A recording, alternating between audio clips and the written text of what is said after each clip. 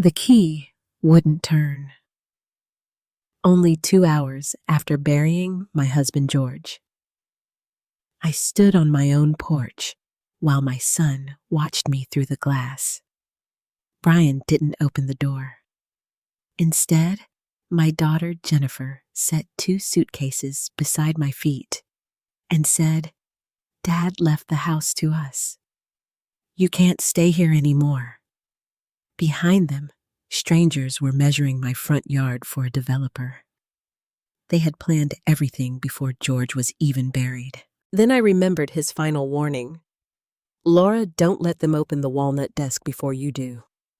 If you believe no grieving mother deserves to be treated this way, please like this video and subscribe. Tell me in the comments what you would have done in my place, and let me know where you're watching from and what time it is there. I always love seeing how far our stories travel. That morning, before my key refused to turn in the lock, I had awakened beside an empty space in our bed. For 43 years, George had slept on the right side. Even during the last 18 months, when his heart condition made every breath difficult, he insisted on reaching across the mattress each morning to squeeze my hand. "I'm still here, Laura," he would whisper.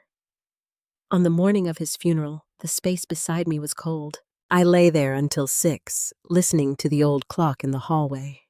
Every tick seemed to remind me that the house was still standing, the sun was still rising, and the world had continued, even though mine had stopped. George and I had built our life in Cedar Falls, Ohio. We had raised Brian and Jennifer in that house. We had celebrated birthdays in the dining room, measured our children's height against the pantry door, and spent summer evenings drinking iced tea on the back porch. During George's final illness, that home became his hospital. I organized his medication, prepared meals he could barely eat, drove him to appointments, and slept lightly so I could hear if his breathing changed. Some nights, I sat beside him until dawn, with one hand resting over his. Brian visited when it fit his schedule. Jennifer came more often, but she rarely stayed long.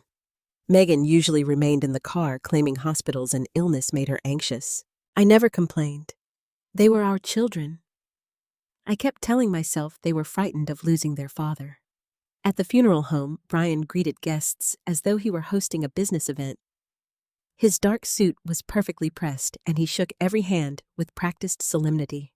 Megan stood beside him, accepting condolences and occasionally reminding people that Brian had handled all the difficult arrangements.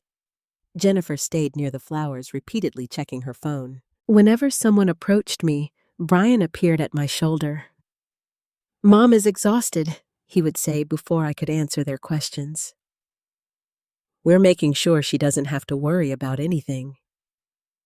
At first, I thought he was protecting me. I was too numb to notice that he was also speaking for me. Emily arrived shortly before the service began. My granddaughter wrapped both arms around me and held on longer than anyone else had. "I'm sorry, Grandma," she whispered. Before I could answer, Brian called her from across the room. "Emily, come help your mother." His voice sounded polite, but Emily released me immediately. The fear in her eyes confused me. I assumed she was simply overwhelmed by grief. During the service, I stared at George's photograph beside the casket. It had been taken on our 40th anniversary.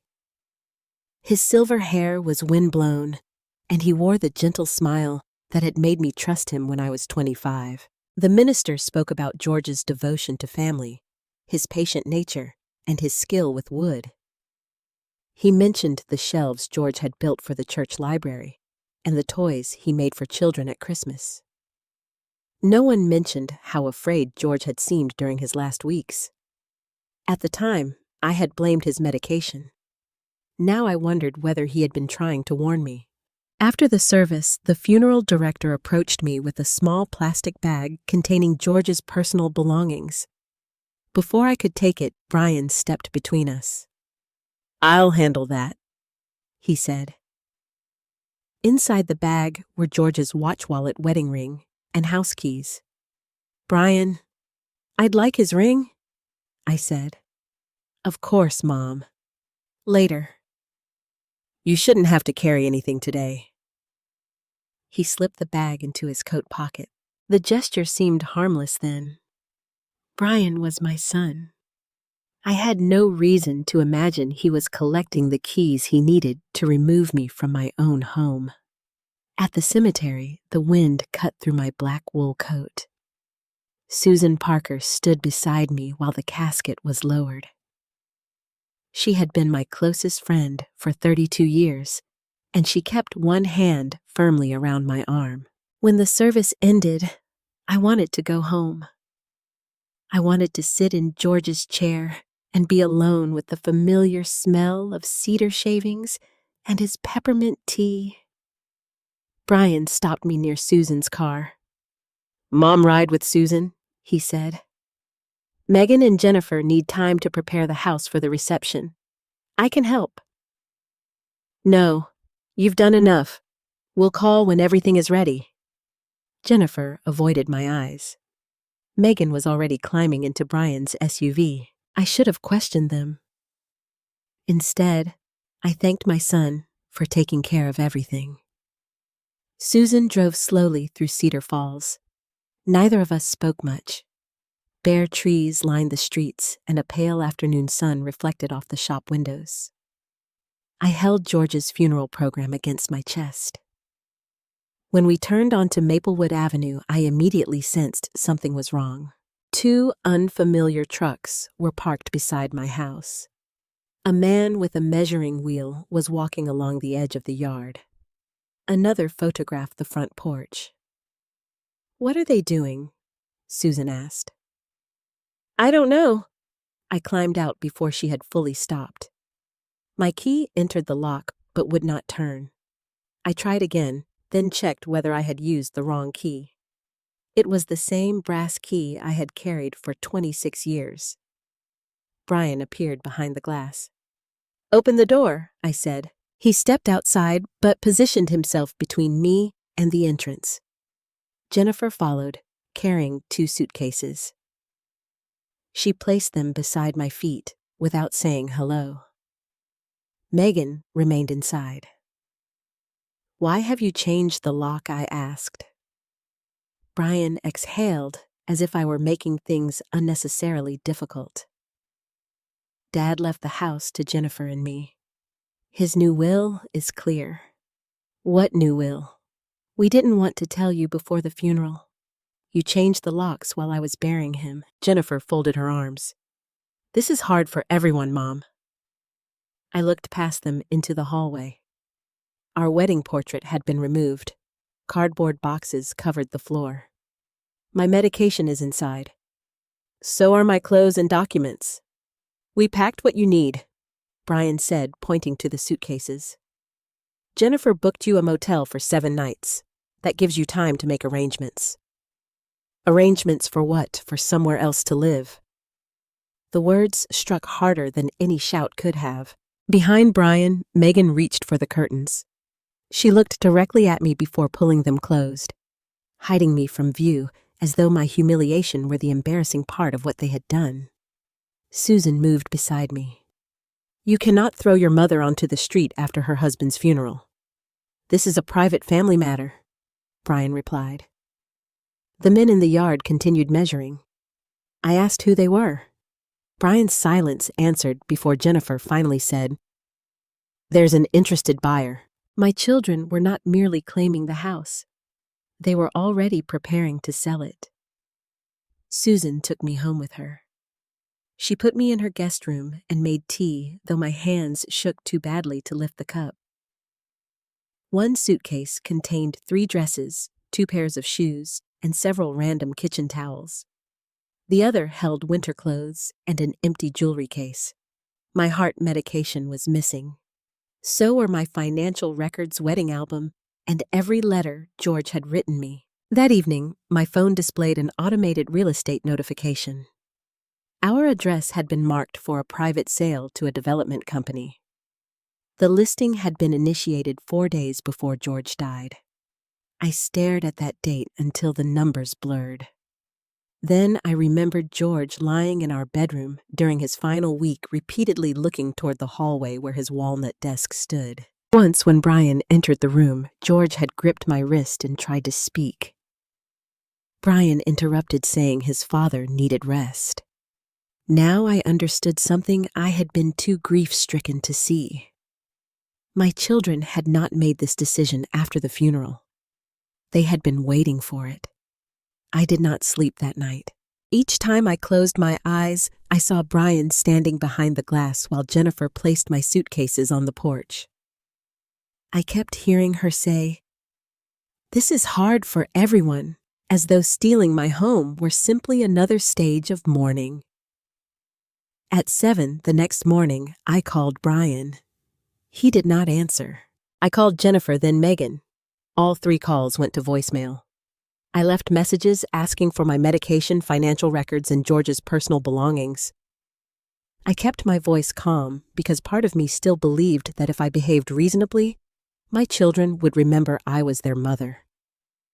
At 9, Brian finally sent a text. "Do not return to the property without permission. Your belongings will be delivered when we finish inventorying the estate." The property, not our home, not the house where I had raised him. To Brian, it had already become an asset. Susan read the message over my shoulder. "You need a lawyer," she said. "I need my children to explain themselves. They already have." Her words hurt because they were true. Before I could respond, my phone rang. Emily's name appeared on the screen. "Grandma." Her voice was barely above a whisper. "Are you with someone safe? I'm at Susan's house." She released a shaky breath. "I'm sorry I didn't come outside yesterday. You have nothing to apologize for." "Yes, I do. I knew something was happening." I sat straighter. Susan took the chair beside me.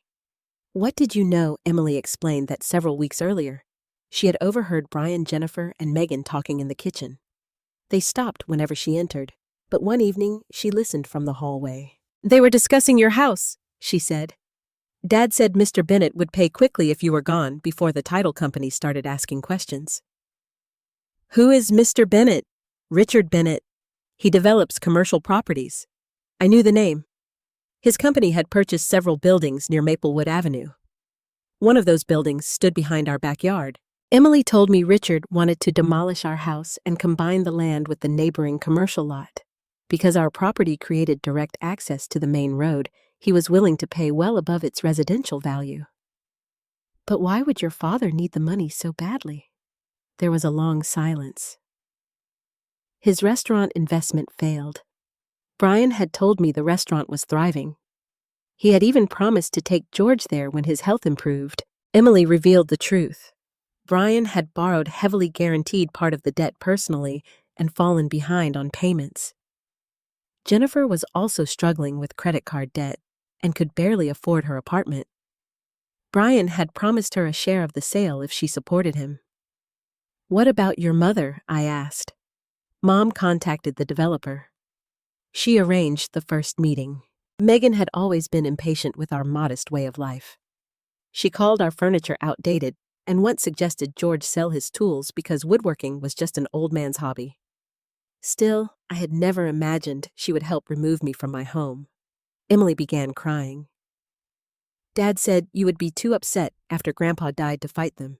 He said they had to get you out before you started asking questions." My stomach tightened. Did George know? I don't know. Grandpa and Dad argued once. When Dad saw me, he closed the bedroom door. I asked Emily where she was calling from. "Campus. Dad told me not to speak to you. He said you're confused and that Susan is filling your head with lies." "Emily, listen carefully. Do not argue with him. Do not put yourself in danger trying to help me. He's my father, Grandma. I'm not afraid he'll hurt me. There are many ways to hurt someone." She promised to be careful and ended the call before her next class. For several minutes, I could not speak. While I had been measuring George's medication and counting the seconds between his breaths, my children had been calculating the value of the land beneath us. Susan reached for her address book. I know an estate attorney, she said. David Coleman helped my sister after her husband died. That afternoon, we drove to David's office in downtown Cedar Falls. He was a calm man in his 50s with silver beginning to show at his temples. He listened, without interrupting, while I described the funeral, the changed locks, and Brian's claim about the new will. When I finished, David folded his hands. Did George inherit the house? Yes, his parents left it to him 34 years ago. Was your name ever added to the title? I assumed it was, but I don't remember signing anything. David explained that inheritance property could remain in one spouse's name even during a long marriage. However, he also said that Brian and Jennifer could not simply declare ownership and remove me without following legal procedures. He searched the county's public property website. The basic summary listed George Martin as the original owner. My hopes sank. David noticed my expression. This is not the complete title history, he said. Online summaries often omit later filings or display outdated information. I'll request certified copies from the county recorder. What if the house was still only in George's name? Then we examined the will, your spousal rights, and every other relevant document. Either way, your children were reckless to change the locks. His assistant printed the private sale notice. The listing had indeed been initiated 4 days before George died. David stared at the date. That suggests preparation before death. Preserve this. As we were leaving, my phone chimed. Brian had sent an email with an attachment. The document was titled, Last Will and Testament of George Martin. David opened it on his computer. The will was dated 6 weeks before George died. It left the house equally to Brian and Jennifer. Megan was named alternate executor. I was granted a savings account containing less than $12,000. 43 years of marriage had been reduced to one paragraph. At the bottom was George's signature. I leaned closer. During his illness, George's hand trembled from weakness. His writing became small and uneven, drifting downward across the page. The signature on the will had exaggerated shaking, as though someone had tried too hard to make it appear frail. That doesn't look right, I whispered. Are you certain? David asked. No, but I watched him sign medical forms every week. This looks like someone pretending to have his tremor. David examined the witness names and notary seal. He did not accuse anyone, but he printed a copy and told me not to contact Brian about my suspicion. We need evidence before confrontation. He then asked whether George had ever mentioned legal papers, a deed, or a change in ownership. I thought about George's final days. His frightened eyes. His hand around my wrist. His strange sentence about paper surviving lies. Then I remembered the walnut desk. George built a secret compartment inside it, I said. David's expression sharpened. Who else knows? Only George and me, or at least that's what I believed. What did your husband say before he died? I repeated the words that had been haunting me since the funeral. Don't let them open the walnut desk before you do. David closed the copy of the will. Then, Laura, we need to find out what your family is searching for, and we need to reach it before they do. David asked me to describe the walnut desk from the beginning. It wasn't something George bought, I said. He built it himself. 30 years earlier, George had owned a small residential construction company. He was talented with his hands, but less skilled at managing money. When 2 major clients failed to pay him, the company collapsed. Within months, we fell behind on the mortgage, property taxes, and nearly every bill. I still remembered the evening George sat at our kitchen table with his head in his hands. We're going to lose the house, Laura. At that time, my parents had recently passed away and left me a modest inheritance. It was the only significant money I had ever possessed on my own. I had planned to save it for retirement and our children's education. Instead, I used almost all of it to pay the mortgage arrears and overdue taxes. You don't have to do this, George told me. It isn't your house or my house, I replied. It's our family's home. My inheritance kept us from foreclosure. The money that remained paid for a new roof and emergency plumbing repairs. George never forgot what I had done. A year later, he presented me with the walnut desk. He had selected every board himself. The wood was dark and smooth, with warm patterns that looked almost golden in the afternoon light. He carved tiny laurel leaves along the edges because my name, Laura, reminded him of laurel branches. Inside the desk, George created a secret compartment. To open it, I had to pull the bottom drawer halfway out, press a brass pin beneath the right rail, and push gently against the rear panel. A narrow wooden box would slide forward. For years, we used it to hide anniversary letters and small gifts. Once, George placed 2 tickets to Niagara Falls inside because he knew I would discover them while searching for stationery. But as life became busier, we stopped using the compartment. I had not opened it in more than a decade. Did Brian or Jennifer know about it? David asked. Not from me. Could George have told them? I don't know. The thought unsettled me. If my children knew the compartment existed, they might already have emptied it. Still, George's warning suggested they had not found what he wanted me to see. I told David about George's final weeks. After his last hospital stay, we arranged hospice care at home. His bed was moved near the bedroom window so he could see the maple tree in our backyard. He had planted that tree the year Brian was born. George slept most of the day, but sometimes he became strangely alert at night. 3 days before he died, I woke to find him watching the bedroom door. What is it? I whispered. Brian was in the hallway. He probably went to the bathroom. George shook his head. The desk.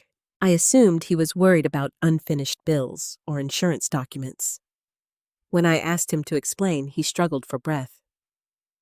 Paper survives lies, he whispered, if it reaches the right hands. I pressed the call button for the hospice nurse, convinced his medication was confusing him. By the time she arrived, George had fallen asleep. The next afternoon, he tried again. He held my wrist and said, Laura, I made sure the bedroom door opened before he could finish. Brian entered carrying a cup of coffee and immediately asked why his father was agitated. He's trying to tell me something I said. He needs rest, Mom. The nurse warned us not to overwhelm him. Brian adjusted George's blanket, then remained beside the bed until George drifted back to sleep. At the time, I considered it concern. Now I wondered whether Brian had deliberately interrupted us. David made careful notes. Your husband's statements alone won't establish what is in that desk, he said, but they give us a strong reason to preserve it. Can I go into my house and retrieve it? Not secretly. It is my furniture. It may be. But until we understand the title and estate claims, Brian could accuse you of taking disputed property. He could also use any confrontation to support his claim that you are confused or unstable. The idea that my own child might portray me as mentally incapable made me feel physically sick. So, I have to ask permission to enter the home I maintained for 43 years. For now, we proceed carefully enough that they cannot turn your actions against you. David prepared a formal letter demanding that Brian, Jennifer, and Megan preserve every item inside the house. The letter specifically prohibited them from selling, destroying, hiding, or removing George's papers, furniture, tools, and personal belongings. He also demanded that I receive supervised access to retrieve my medication identification documents, clothing, and private possessions. The response arrived less than 2 hours later. Brian claimed he was conducting an inventory as executor of George's estate. He refused to let me enter until the court confirmed the validity of the will. David frowned when he read it. Brian has not been formally appointed executor. A sentence in a disputed will does not automatically give him unlimited authority. Then why is he behaving as though it does? Because he expects you not to challenge him. That afternoon, Emily called again. She had driven past the house on her way back to campus. Brian's SUV was in the driveway along with a moving van. From across the street, Emily had taken several photographs. In one, 2 workers carried boxes from George's workshop. In another, Jennifer stood beside our dining table, wrapping my silver serving dishes in newspaper. Then Emily sent the picture that made my breath catch. Megan stood next to the walnut desk with a screwdriver in her hand. The main drawers were open. Papers covered the floor. Part of the wooden trim had been removed from the side. "They know," I whispered. David enlarged the photograph. "They know there may be something inside. That doesn't mean they have found it." I called Brian despite David's warning. He answered after the 3rd ring. "What are you doing to George's desk?" There was a pause. "We're checking it for estate documents. You are damaging it. It belongs to us now." "No court has said that." His voice hardened. "You need to accept reality, Mom. Dad made his choice." "Then why are you searching a desk he built for me?" Brian ended the call. My hands were shaking, but this time it was not only grief. Anger had begun rising beneath it, quiet, steady, and unfamiliar. David immediately filed an emergency request asking the court to prevent the sale or removal of property. He attached the photographs, the real estate notice, and the date showing the listing had begun before George's death. The clerk said a judge might review the request the next morning. It did not feel soon enough. At 6 that evening, Emily sent me another message. "Grandma, I heard Dad talking to the movers. They're taking the walnut desk away at 9 tomorrow morning." I called David. "If that desk leaves the house, the envelope may disappear with it." "I know," he said. "I'm contacting the court's emergency line." I stood by Susan's kitchen window watching darkness settle over a town that had suddenly stopped feeling familiar. Somewhere less than 3 miles away, my children were tearing apart the last gift George had made for me. The legal system might give me an answer in the morning, but Brian had already arranged for the desk to vanish at 9. At 8 the next morning, David called Susan's house. The judge granted temporary access, he said. "You have 1 hour inside the property to retrieve medication, personal documents, clothing, and items clearly belonging to you. A sheriff's deputy will supervise. What about the desk?" "The order prohibits them from moving or damaging disputed property until the next hearing. If the envelope is addressed to you, we'll argue that it is personal correspondence." I dressed quickly, but my fingers trembled as I fastened my coat. I had spent the entire night imagining Brian discovering the compartment burning whatever George had left and pretending it never existed. Susan offered to accompany me. I wanted her there, but David advised against bringing anyone not named in the order. The fewer people present, the less opportunity Brian would have to create a confrontation. "Call me the moment you're out," Susan said. A sheriff's vehicle was parked outside when David and I reached Maplewood Avenue.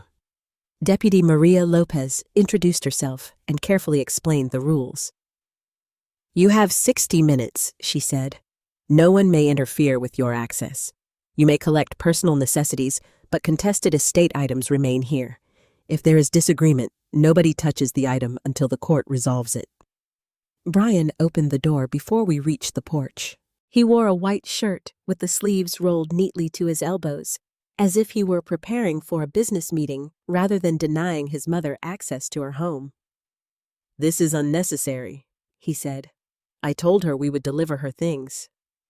"You delivered kitchen towels and empty boxes," I replied. His jaw tightened. Megan stood behind him with her arms folded. Jennifer waited near the staircase, looking exhausted. "The desk is worthless," Jennifer said. "We were planning to throw it away with the other junk." I looked toward the hallway. The walnut desk was still there. One corner had been chipped, and 2 strips of carved trim lay on the floor. George had spent months shaping that wood. Seeing it damaged felt like discovering another injury to his body. Deputy Lopez checked her watch. "Mrs. Martin's hour begins now." I stepped across the threshold. The house smelled different. George's cedarwood scent had been replaced by cardboard cleaning chemicals and Megan's perfume. Boxes covered the hallway. Our wedding portrait was leaning face down against the wall. I wanted to turn it upright, but I knew every minute mattered. Brian followed me toward the bedroom. Mrs. Martin is entitled to privacy while collecting clothing, David said. I'm protecting estate property. I'll supervise, Deputy Lopez replied. You can wait in the hallway. Brian did not like that, but he stepped back. The bedroom looked as if strangers had searched it. Drawers hung open. My clothes had been pulled from the closet and dumped across the bed. George's nightstand was empty except for a water stain where his final glass had stood. I found my medication in the bathroom cabinet, though several pills were missing from one bottle. I placed it in my bag, along with my passport, social security card, checkbook, and insurance papers. My jewelry case was empty. I held it up to the deputy. This contained my wedding pearls and my mother's brooch. Megan called from the hallway. We haven't seen any jewelry. Deputy Lopez photographed the empty case. David quietly reminded me that we would document everything later. I found my wedding album beneath a pile of blankets. Several photographs had been removed, but I did not stop to ask why. I packed George's letters, 2 framed pictures, and enough clothing for several weeks. All the while, Megan watched from the doorway whenever Deputy Lopez's attention shifted. Her eyes repeatedly moved toward the walnut desk. I understood then that she was waiting for me to reveal the compartment. So I pretended I had forgotten it. For 40 minutes, I moved from room to room, collecting ordinary items. I asked about missing medical records. I inspected boxes labeled for donation. I even spent several minutes searching for a pair of shoes I did not need. Brian gradually relaxed. You have 15 minutes, Deputy Lopez announced. I carried my bags into the hallway and stopped beside the desk, as though noticing it for the first time. I want my stationery. Jennifer gave a short, bitter laugh. You came back for paper. It is in the bottom drawer. I pulled the drawer halfway out and reached beneath the right rail. My fingertip found the brass pin. I pressed it. Nothing happened. I tried again, applying more pressure. The pin moved loosely inside its opening, but the rear panel remained closed. Someone had broken the mechanism. Megan's expression changed for only a second, but I saw it. You damaged this, I said. We checked for documents, she replied. There was nothing. My chest tightened. Perhaps they had already found the envelope and were waiting to see whether I knew what it contained. Deputy Lopez checked the damaged wood. Did anyone remove anything from a hidden compartment? There is no hidden compartment, Brian said quickly. His answer told me he had been searching for one, but had not found it. You have 10 minutes, the deputy warned. I closed my eyes and pictured George in his workshop. He never trusted a single mechanism. Every cabinet he made had a second way to open it in case the wood swelled or a hinge failed. Then I remembered something he had shown me years ago. If the little pin ever sticks, he had said, remove the center drawer and reach around the back. There's a release underneath the upper rail. I pulled out the center drawer. Brian stepped forward. What are you doing, retrieving my stationery? There's nothing back there. David moved between us. The order gives Mrs. Martin access. Do not interfere. I knelt and reached through the empty drawer opening. My shoulder pressed against the desk as my fingers searched along the rough underside of the upper rail. 5 minutes remained. I found dust, a bent nail, and a groove in the wood. Then my fingertip touched a small brass lever. I pushed it upward. A soft click came from behind the rear panel. For 1 second, no one moved. Then a narrow wooden box slid forward. Inside lay a single envelope wrapped in dark oilcloth. Across the front, in George's unmistakable handwriting, were the words, "For Laura Martin, personal and confidential." My knees nearly gave way. I lifted the envelope. Brian lunged toward me. "That belongs to Dad's estate." Deputy Lopez stepped between us and raised one hand. "Do not touch her." He hid estate documents in my father's desk. "The envelope is addressed specifically to Mrs. Martin," David said. "It is personal correspondence, unless a court determines otherwise." Brian's face flushed. "You don't know what's inside." "Neither do you," I replied. Megan stared at the envelope with open panic. Jennifer turned away. Deputy Lopez photographed the envelope before allowing me to place it inside my handbag. "Your hour is over." David carried one of my bags while I took the other. As I approached the front door, I noticed George's wedding portrait still lying face down. I stopped long enough to lift it and lean it upright against the wall. Brian followed us onto the porch. He no longer looked like a grieving son. He looked like a man watching his plans slip away. "Whatever Dad put in there won't change who owns this house," he shouted. I turned toward him.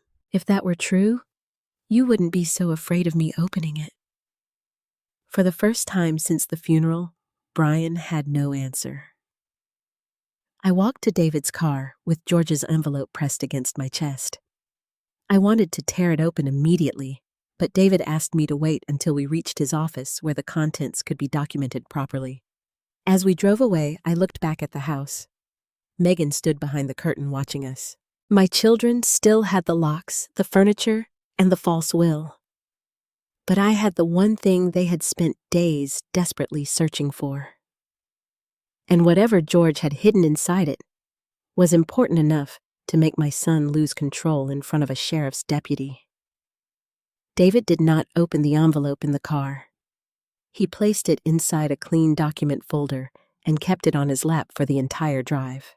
I watched his hands as though the envelope might disappear if I looked away. At his office, his assistant brought Susan into the conference room. She had driven over as soon as I called. When she saw me, she hugged me tightly, but did not ask questions. David set his phone on a stand to record the opening. "This protects the condition and contents of the envelope," he explained. "Laura, please confirm that this is the item you removed from the walnut desk." I looked at George's handwriting. Yes, the oilcloth had been folded around the envelope and secured with faded blue thread.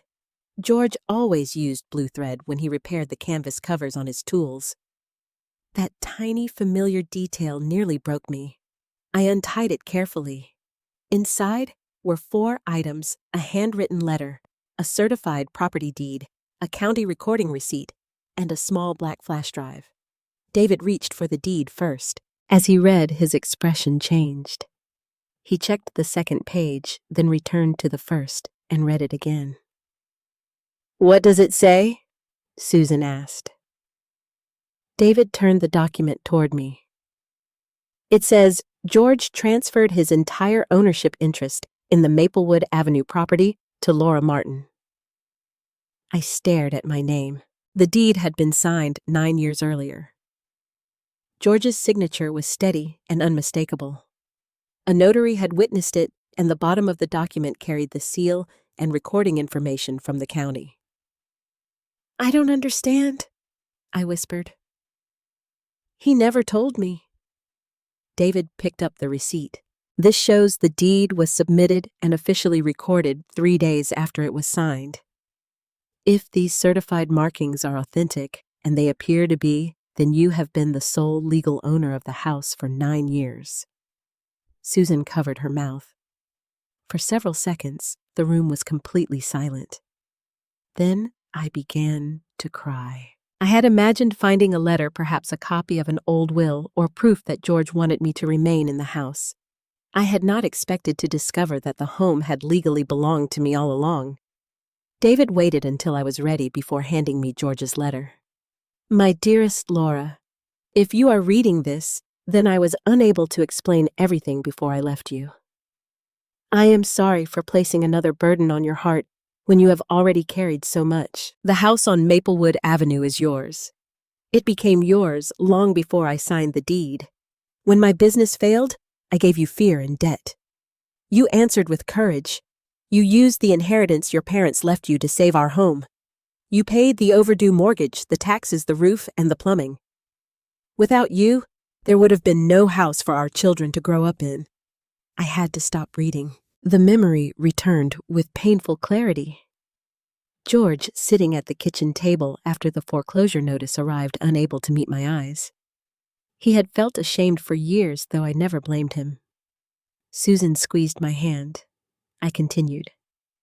9 years ago, Brian asked me to use the house as collateral for a business loan. When I refused, he became angry. He said the house would belong to him and Jennifer someday anyway. Later, I discovered that he had searched our filing cabinet. That was when I understood that leaving the property in my name placed you at risk.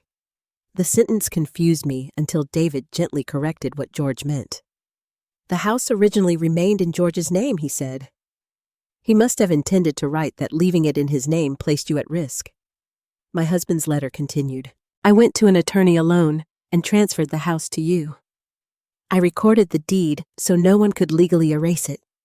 I hid this certified copy because I feared Brian might destroy anything he found at home, even if destroying it could not undo the county record. I should have told you. I kept postponing the conversation because I did not want to place you between me and our son. That was my mistake. If Brian or anyone else tries to remove you, take this deed to an attorney. Do not argue. Do not surrender. Let the truth speak from the public record. The final lines were written with a slightly weaker hand. You saved our home once, Laura.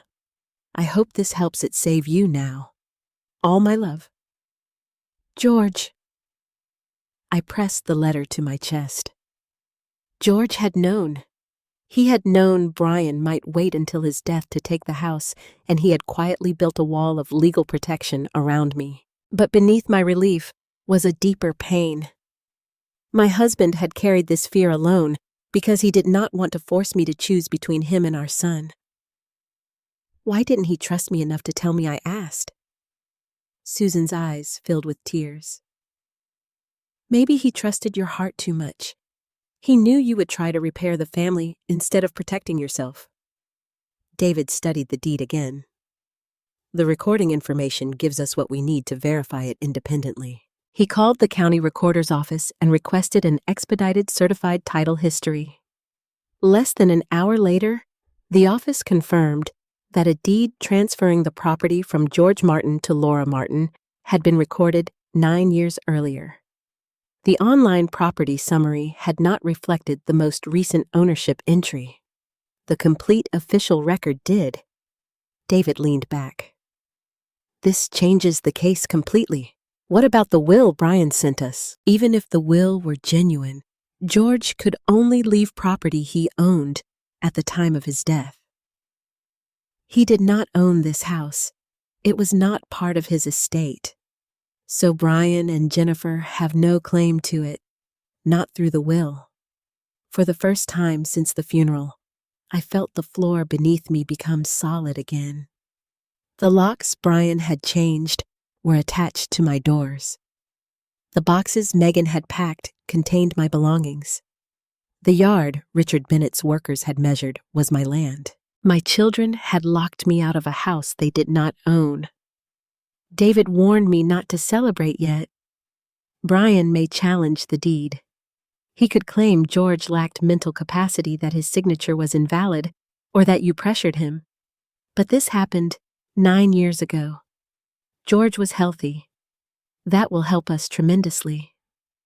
Still desperate, people rarely stop simply because the truth becomes inconvenient. We examined the flash drive, but it was password protected. David made a digital copy and placed the original in his office safe.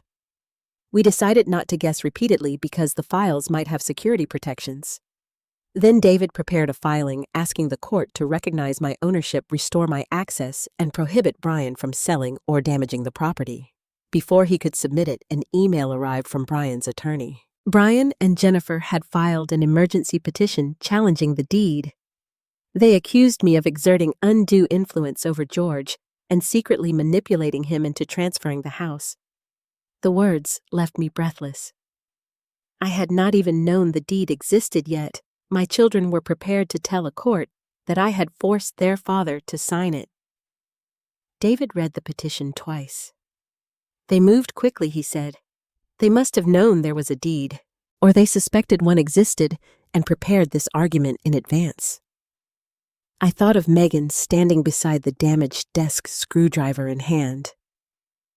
I thought of Brian lunging for the envelope before he knew what was inside. They had not been searching randomly.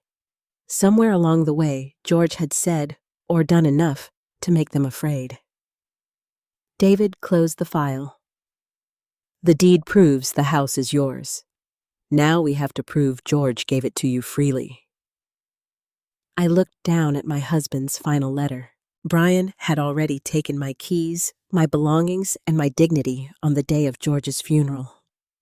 Now he intended to put my marriage on trial. By the following morning, Brian had turned our private betrayal into a public story. A neighbor sent Susan a screenshot from a community Facebook group. Megan had written that the Martin family was facing a painful inheritance dispute caused by an elderly widow being manipulated by outsiders. She did not mention that the widow was me. She did not explain that the so-called outsiders were my oldest friend and a licensed attorney. Instead, she suggested that Susan had isolated me during my grief and that David was encouraging me to steal the inheritance George intended for his children. Several people had already commented. Some expressed sympathy for Brian and Jennifer. Others wrote that family estates often revealed a person's true character. I read that sentence 3 times. After 43 years of marriage and 18 months of caring for George, strangers were discussing my character as if they knew me. Susan took the phone from my hands. Do not respond. They're telling people I manipulated my husband. And every angry word you post will become something Brian's attorney can use. Let David answer with evidence. Remaining silent felt unbearable. I wanted to knock on every door in Cedar Falls and explain that I had not even known about the deed. I wanted to show people the foreclosure notices I had paid, the hospital schedules I had kept, and the calluses on George's hands from building the desk. Instead, I sat in Susan's kitchen while my children rewrote my marriage. Brian's court petition described me as controlling and financially secretive. It claimed I had isolated George from his children for years and pressured him to sign documents he did not understand. None of it was true. For most of our marriage, I had been the person arranging family dinners, reminding George to call the children, and forgiving canceled visits. Even during his illness, I encouraged Brian and Jennifer to spend time with their father. David told me that truth needed documentation, not outrage. The age of the deed is our first advantage, he said. George signed it 9 years ago, long before his heart condition became serious. He placed the certified title history on the table. The second advantage is that it was recorded immediately. This was not a document discovered after his death with no independent history. And the third, we find the attorney who prepared it. The deed listed the law office of Patricia Reynolds. David remembered her as a respected real estate attorney who had retired several years earlier. His assistant located her in Dayton. Patricia agreed to a video call that afternoon. She appeared on the screen wearing silver-framed glasses with shelves of legal books behind her. David showed her the certified deed and asked whether she remembered George. Patricia leaned closer. Yes, she said.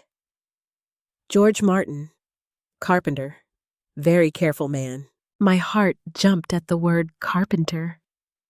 George always corrected people who called him merely a contractor. He considered himself a carpenter first. Patricia explained that George had scheduled the appointment alone. He brought mortgage records, tax receipts, and copies of checks showing that my inheritance had saved the property. He was not confused, she said. He understood exactly what he wanted. Did Laura Martin attend any meeting? David asked. No. Mr. Martin specifically said his wife did not know he was transferring the property. Did he explain why? Patricia nodded. He believed the house belonged to her in every way that mattered. He said her money had saved it after his business failed. He also expressed concern that his son might pressure them to borrow against the property. I closed my eyes. Even after reading George's letter, hearing another person confirm his intentions felt overwhelming. Did George appear frightened of me? I asked. Patricia looked directly into the camera. No, Mrs. Martin. He spoke about you with gratitude. His concern was protecting you without creating conflict between you and your son. Patricia still had archived appointment records and a signed statement from George confirming that he acted voluntarily. She agreed to provide copies and testify if necessary. When the call ended, David allowed himself a small smile. That is powerful evidence. We spent the rest of the afternoon gathering financial records. My bank kept statements going back more than a decade. The older foreclosure documents were stored in a box at a records facility, but Susan drove me there. We found the cashier's check I had used to pay the mortgage arrears. We found payments for overdue property taxes, the roof replacement, and the emergency plumbing work after a pipe burst beneath the kitchen. Every document told the same story. The house had survived because I had sacrificed my financial security to save it. That evening, Emily came to Susan's house carrying her laptop. Dad removed me from the family group chat, she said, but I saved screenshots first. She opened a folder. The first messages concerned the developer's offer. Brian promised Jennifer enough money to clear her debts. Megan calculated what they would have left after paying Brian's failed restaurant loans. Then Emily showed me a message sent 3 days before George died. Brian, we need Mom out before the title company looks too deeply. Jennifer. What does that mean? I thought Dad still owned it. Brian. He said years ago that he protected her. I don't know what he did. We need control of the house and his files before she starts asking questions. Megan replied minutes later. Find whatever he hid in that old desk. He kept checking it whenever we talked about the property. My skin went cold. They knew George had taken steps to protect me. They did not know exactly what he had done, but they suspected enough to search the house while I was at the funeral. Another message showed Brian instructing Megan to contact a locksmith before George died. Jennifer had responded with one line. This feels wrong. But she had still stood on the porch and put my suitcases at my feet. David preserved the screenshots and asked Emily to write down when and how she obtained them. You may eventually have to testify against your father, he warned. Emily's face tightened. I know. You should think carefully. Nobody should pressure you. My father pressured my grandfather while he was dying. Then he threw my grandmother out of her home. I've thought carefully. I reached for her hand. Part of me was proud of her. Another part ached because no young woman should have to choose between truth and her father. The next day, David received the developer's preliminary contract. Brian had signed it as the anticipated executor of George's estate, even though the court had not appointed him and the title had not been verified. Richard Bennett had paid a substantial deposit in exchange for a quick closing. The amount was $200,000. I stared at the number. How could Richard pay that much without confirming Brian owned the property? It appears to be an advance tied to a broader development agreement, David said. Reckless, but not impossible if Richard trusted Brian's representations. Where is the money now? David's expression darkened. Bank records submitted with Brian's petition show large debt payments made within days of the transfer. It appears he has already spent a significant portion. The room seemed to shrink around me. If the sale failed, Brian would owe Richard money he could not repay. If the deed remained valid, he would also face questions about why he accepted payment for a house he did not own. His desperation was no longer only about profit, it was about survival. My phone rang before I could speak. Brian's name appeared on the screen. I answered with David beside me. "Mom," Brian said, his voice unusually calm. "We need to meet before this gets worse. It became worse when you locked me out. You don't understand what's at stake. I understand that you sold something that belongs to me." His silence lasted several seconds. Then he said, "If you keep fighting, you won't just destroy me. You'll destroy this entire family." I looked at George's deed on David's desk. For years, Brian had counted on my instinct to protect everyone else. Now he was asking me to save him from the consequences of a plan designed to leave me with nothing. Brian insisted that we meet at David's office instead of speaking over the phone. He arrived the next morning with Megan, but without his attorney. Brian wore a navy suit and carried a leather folder. Megan entered behind him, avoiding my eyes. For one foolish second, I wondered whether they had come to apologize. Brian sat across from me and placed a glossy brochure on the table. It showed a one-bedroom condominium in a retirement community outside Cedar Falls. "There's an elevator, security, and transportation to medical appointments," he said. "It would be perfect for you." I did not touch the brochure. "What does this have to do with my house?" Brian opened the folder and removed a proposed settlement. "If you transfer the Maplewood property to Jennifer and me, we'll buy this condo for you. You'll have somewhere comfortable to live, and we can resolve everything privately. You already sold my house. We signed an agreement. The final closing hasn't happened because you didn't own it." Megan leaned forward. "Laura, nobody is trying to leave you homeless. We're offering you a fresh start without maintenance or property taxes. You packed my belongings while I buried my husband." Her face hardened. "We were following George's will. The will cannot transfer a house he gave me 9 years ago." Brian pressed both hands against the table. "The deed was never meant to be used this way." "How was it meant to be used?" He hesitated. That pause told me he had no answer. Brian began talking about his debts. The restaurant investment had failed because of rising costs and an unreliable partner. Richard Bennett was demanding repayment of the deposit if the sale did not close. Jennifer had been promised money, and Megan had signed guarantees connected to some of Brian's loans. "If this collapses, all of us could lose everything," he said. "You mean all of you could lose what you risked? I'm your son, and I am your mother. That did not stop you from changing my locks." He lowered his voice. "Sometimes families have to make difficult sacrifices." I looked at the condominium brochure. It offered 600 square feet in exchange for the home I had saved, repaired, and filled with 43 years of memories. Why am I the only person being asked to sacrifice? Brian's expression changed. The softness disappeared. "You are 68 years old. You don't need a large house. That is not your decision. You're grieving. You aren't thinking clearly." There it was, the weapon David had warned me about. I closed the brochure and pushed it back.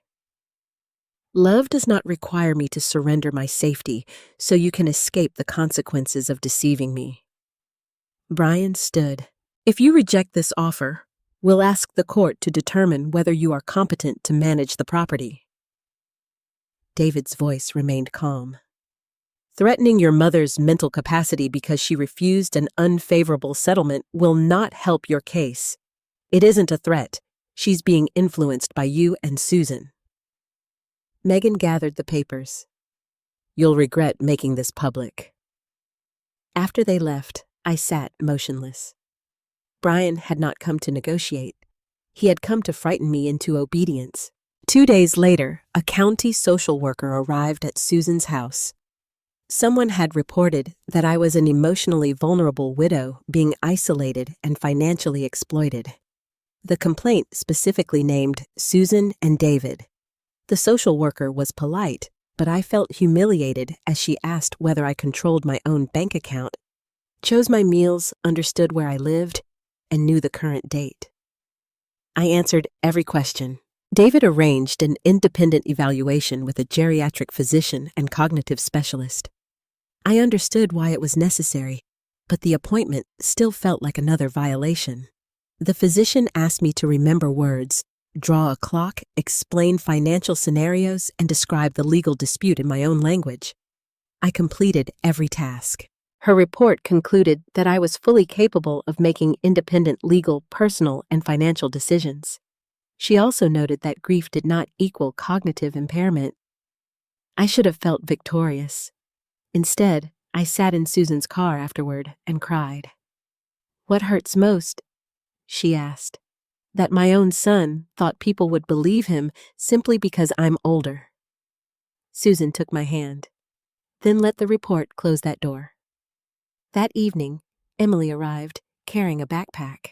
Brian had demanded that she sign a statement claiming I had always controlled George and prevented him from helping the family financially. When Emily refused, Brian accused her of betraying him. He said, "If I chose you, I couldn't stay in his house," she told me. I felt sick. "Where will you go?" "My dorm is closed for the break." Susan did not hesitate. "You'll stay here." Emily tried to protest, but Susan was already preparing the second guest room. Watching her carry fresh sheets down the hallway reminded me that family was not always defined by whose name appeared on a birth certificate. Later that night, Emily sat beside me at the kitchen table. "I keep thinking about Grandpa's flash drive," she said. "What if the password is something only you would know?" David had made a working copy so we could safely test possibilities without risking the original. He joined us by video call while Emily connected the copy to Susan's laptop. The first screen requested a password. I tried George's birthday. Incorrect. I tried our wedding date, Brian's birthday, Jennifer's birthday, and the name of George's woodworking business. All failed. After several attempts, a warning appeared, 2 tries remaining before temporary lockout. "Stop," David said. "Don't guess randomly." I stared at the screen. George had hidden the deed inside the desk he built to honor the sacrifice that saved our home.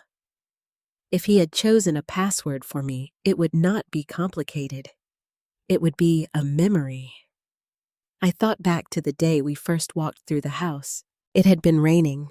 The roof leaked in 2 places, the kitchen cabinets were crooked, and the backyard was buried beneath weeds. George had looked at me as though he could already see the life we would build there. April 17th, 1981. I whispered. It was not our closing date. It was the first day we stepped inside together. Emily entered 04171981. The screen paused. Then the folder opened. Inside were scanned receipts, a copy of the recorded deed, Patricia Reynolds' contact information, and a single video file. The file name read, "For Laura if Brian tries to take the house." No one spoke. Emily reached for my hand. On the screen, the video thumbnail showed George sitting in his workshop 3 months before his death. He looked weak, but his eyes were clear and focused directly on the camera. I had spent days wondering whether my husband had anticipated the betrayal. Now I was about to hear the answer in George's own voice. Emily moved the cursor over the video, but I could not bring myself to press play. George had been gone for less than 2 weeks. I still expected to hear him cough from the next room, or call my name because he had misplaced his glasses. Seeing his face frozen on the screen made the finality of his death feel unbearable. "I can do it," Emily whispered. I nodded. She clicked the file. For several seconds, the screen showed George adjusting the camera in his workshop. Behind him stood shelves filled with clamps, jars of screws, and pieces of walnut he had saved for future projects. Then he sat down. He wore his red flannel shirt and the old brown vest I had repaired at least 6 times. His face looked thinner than I remembered, but his eyes were steady. My name is George William Martin, he began. Today is January 12th. I am recording this statement because I am concerned about what may happen to my wife Laura after my death. Hearing him say my name broke something inside me. Susan placed an arm around my shoulders. George explained that he had transferred the house to me 9 years earlier. He described visiting Patricia Reynolds, signing the deed voluntarily, and recording it with the county. No one pressured me, he said. Laura did not know I had done it. This was my decision. He paused to catch his breath. The house came from my parents, but Laura saved it. When my business failed, I was too ashamed to admit how bad things had become. She used nearly everything her mother and father left her to pay the mortgage arrears and property taxes. She paid for the roof when it leaked and the plumbing when the kitchen floor flooded. If Laura had protected only herself, this family would have lost the house 30 years ago. I remembered that flooded kitchen. George and I had spent a week eating sandwiches in the living room while workers tore up the floor. At the time, I never thought of the repairs as evidence of ownership. They were simply what our family needed. On the video, George leaned closer to the camera. Recently, Brian asked me to reverse the deed. Emily's fingers tightened around mine. George said Brian visited him shortly before his final hospitalization. He wanted the house returned to George's name so it could be borrowed against or left to the children through a new will. I told him no, George said.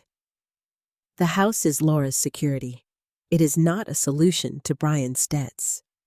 According to George, Brian became angry. He argued that Jennifer also deserved an inheritance and claimed I would eventually give them the property anyway. Then George repeated the words that changed everything. Brian told me, "If you won't fix it now, we'll take care of it after the funeral." Emily covered her mouth. I felt no surprise, only a cold confirmation of what my heart had already understood. George continued, "I do not know exactly what Brian intends. I believe he may pressure Laura while she is grieving. He may tell her that keeping the house will destroy the family. Laura has spent her life protecting other people even when they did not protect her." His voice softened. "Laura, if you are watching this, listen to me carefully. Forgiveness is not permission. Loving our children does not mean giving them the right to harm you." Tears blurred the screen. George looked tired, but he forced himself to continue. "I do not want the house sold to pay Brian's business debts. I do not want Laura removed from her home. The recorded deed reflects my clear and voluntary decision. If anyone says otherwise, they are lying." The video ended with George reaching toward the camera. The screen went dark. No one spoke for a long time. I had spent years believing a mother's role was to keep the family together. Whenever Brian and George argued, I found a compromise. Whenever Jennifer needed money, I quietly helped her. Whenever Megan made a cruel remark, I pretended not to hear it because I wanted holidays to remain peaceful. George had understood that weakness in me. Not weakness of character, but weakness, born from love, the belief that peace was always worth the price I paid for it. David cleared his throat from the laptop speakers. "This recording strongly supports the deed and Patricia's testimony." "Is it enough to stop them?" Susan asked. "The deed already establishes ownership unless they invalidate it. This video helps prove George's intent and mental clarity. It also shows Brian knew the property belonged to Laura before attempting to sell it." David explained that the recording's date and authenticity would need verification. The original flash drive would be preserved, and a digital expert could examine the file metadata. Emily replayed the opening seconds. "Look at the wall behind Grandpa." A paper calendar hung beside the tool cabinet. The page displayed January matching the date George stated. Next to it was a photograph of George and Emily at her 20th birthday dinner. "I gave him that picture after Christmas," Emily said. "He didn't have it before then." The detail helped confirm when the video had been recorded 3 months before George's death and well before his final hospitalization. David asked Emily to document when she gave George the photograph. He also planned to obtain George's medical records from that period, which showed he remained mentally alert. After the call ended, Emily went upstairs. Susan made tea, though none of us drank it. I remained at the kitchen table staring at the dark laptop screen. George had protected me legally, but he had also left me an emotional instruction I had never known I needed. Forgiveness is not permission. I whispered the words aloud.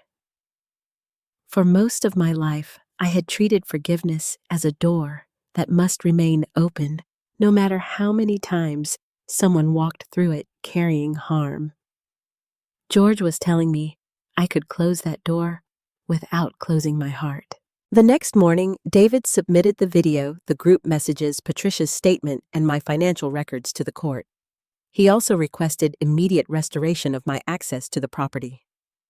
Brian's attorney responded by claiming the video had been edited and that George had been coached. David expected the accusation. "What happens now?" I asked. "We authenticate the file, establish George's medical condition, and prepare for the hearing." My phone rang that afternoon. It was Jennifer. I answered, but she said nothing. "Jennifer." Her breathing sounded uneven. "Did you know about the video?" she finally asked. "No." "Dad named Brian." He repeated what Brian said to him. Jennifer began crying. "I told Brian to stop. I told him this had gone too far. You still put my suitcases on the porch." "I know." The call ended before she explained why she had contacted me. At nearly 11 that night, headlights appeared outside Susan's house.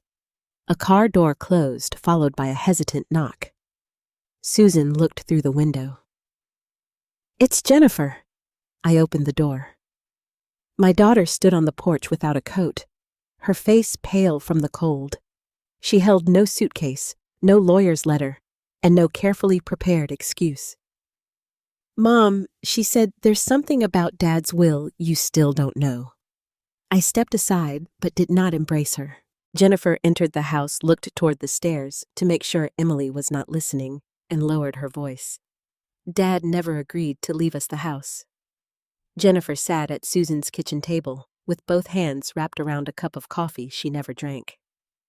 Her hair was uncombed, and dark circles shadowed her eyes. I remembered brushing that same hair before school when she was a little girl. Back then, she told me every secret before I even asked. Now my daughter had helped throw me out of my home, and had come to confess only because the plan was collapsing. "What do you mean George never agreed to the will?" Susan asked. Jennifer looked at me. 6 weeks before Dad died, Brian brought a document to the house. He said it was a new will that would make everything easier. "Were you there?" "Yes." Megan was there too. I remembered that afternoon. Brian had told me to take a break while he and Jennifer visited George. Susan had driven me to the pharmacy, then persuaded me to have coffee. When I returned, George seemed agitated, but Brian said his father had simply become tired. "What happened?" I asked. Jennifer's hands tightened around the cup. Dad read the first page. Brian explained that the house would pass to us and you would receive his savings account. Dad asked why the house was included when it already belonged to you. My heart began pounding. So Brian knew about the deed. Not exactly. He knew Dad had done something to protect you. Dad refused to explain what. Jennifer said Brian argued that the house should remain in the family. He told George I would eventually be persuaded to sell it anyway, so it would be better to settle the matter through the will. George refused. "He pushed the papers away," Jennifer said. He told Brian, "You will not use my death to make your mother homeless." I closed my eyes. The sentence sounded exactly like George. What did Brian do? He got angry. Dad was on strong medication, and Brian kept putting the pen back in his hand. Dad dropped it on the floor. Susan leaned forward. "Did anyone sign the document that day?" "No." "Dad never signed it?" Jennifer believed the matter had ended. But after George died, Brian produced a completed version bearing their father's signature, 2 witness signatures, and a notary seal. Brian said Dad had called him back privately and changed his mind. "And you believed him?" I asked. Jennifer's face crumpled. I wanted to. Those 4 words contained more truth than any excuse she had offered. She needed the money Brian had promised. Her credit cards were nearly maxed out and she had missed 2 rent payments. If the house sold for the amount Richard Bennett offered, Jennifer expected enough to erase her debts and begin again. The new will gave her permission to take what she already wanted. "Did the witnesses ever meet George?" David asked through the phone after Susan called him. Jennifer shook her head. One name belonged to someone who worked with Brian at the restaurant. I don't recognize the other. What about the notary? I don't know. David instructed us not to handle any documents Jennifer might possess. He drove to Susan's house with a portable recorder and asked whether she would provide a sworn statement. Before answering, Jennifer revealed the worst part. Megan saw Brian copying Dad's signature. The kitchen became silent. Jennifer explained that several days after the funeral, she arrived at Brian's house and heard him arguing with Megan in his office. Megan accused him of making the signature too shaky. On the desk lay an old tax form signed by George and several sheets covered with practice attempts. Megan saw everything Jennifer said. She told Brian to destroy the practice pages. "Do you have any of those pages?" David asked. "No. Brian keeps the original will in a safe in his office. I only have the copy he sent everyone." David warned Jennifer that participating in the use of a forged document could carry serious consequences. "I didn't create it," she said quickly. "But you relied on it after developing reasons to believe it was false," he replied. "You also helped remove Laura and prepared to receive proceeds from the property." Jennifer looked at me with panic. "If I testify, will you tell them I helped you? Will you ask them not to charge me?" I felt the old instinct rising, the need to protect my child, before considering what her choices had cost me. Then I remembered George's voice. "Forgiveness is not permission. I won't bargain with the truth I said." Jennifer stared at me. "I came here to help you. You came because Brian's plan is failing. That isn't fair. You left me outside my home after my husband's funeral. Did you ever ask whether that was fair?" Tears ran down her face. I was scared. So was I. "You're choosing lawyers over your own daughter." "No, Jennifer. You made this a legal matter when you used a document you believed might be forged. I will not lie to protect you from the consequences." Jennifer pushed back from the table. Emily appeared in the doorway before she could leave. She had heard enough of the conversation to understand. "Mom, Emily said Grandma isn't doing this to you." Jennifer wiped her face. "You don't understand what's happening. I understand that you knew Grandpa refused to sign. I was trying to keep the family from falling apart." Emily's voice shook. "No, you were trying to get paid." Jennifer looked as though her daughter had slapped her. I wanted to intervene, but Emily continued. "If you want any chance of having a family after this, tell the truth without asking Grandma to save you first." For a long moment, Jennifer stared at the floor. Then she slowly sat down again. "What happens if I give a statement?" she asked David. "You tell everything accurately. I cannot promise how investigators or the court will respond. Cooperation may matter, but no one here can guarantee an outcome." Jennifer nodded. "Record it." Her statement lasted nearly 2 hours. She described the unsigned will, George's refusal, Brian's sudden production of a signed version, and Megan's account of the copied signature. She admitted helping change the locks and packing my belongings. She admitted knowing the house was listed before George died. When she finished, she looked smaller somehow, not innocent, but no longer hiding behind the lie. David sent an emergency notice to the court stating that the submitted will might be fraudulent. He requested preservation of the original and an immediate forensic examination. By morning, Brian knew Jennifer had confessed. He called me 17 times. I answered only when David was present. "You turned my sister against me," Brian shouted. She told the truth. "You have no idea what you've done. I know exactly what you did." His breathing was heavy. "You think that deed makes you untouchable? I'll close the sale before your next hearing. Once the property is transferred, you'll spend years trying to get it back. You cannot sell my house. Watch me." David took the phone and instructed Brian to preserve the original will. Brian laughed and ended the call. Within an hour, Jennifer received a message from Megan. Brian had emptied his office safe. The original will was gone. Richard Bennett's company had scheduled an emergency closing for the following morning. Brian was no longer trying to prove he was right. He was racing to complete the sale before the truth could stop him. David was already filing an emergency motion when I arrived at his office the next morning. He had contacted the title company named in Richard Bennett's closing documents and sent them the certified deed, the pending court case, and the judge's earlier preservation order. If they proceed after receiving notice, they expose themselves to enormous liability, he said. What if Brian uses another company? The deed is in the county records. Any legitimate title search will find you. The word legitimate did not comfort me.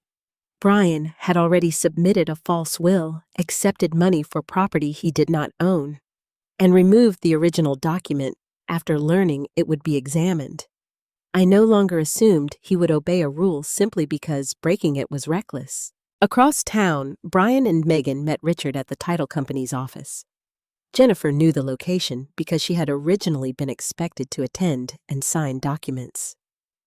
Emily waited with me while David stayed in contact with the title officer. At 10:17, his phone rang. He listened without speaking, then wrote something on a legal pad.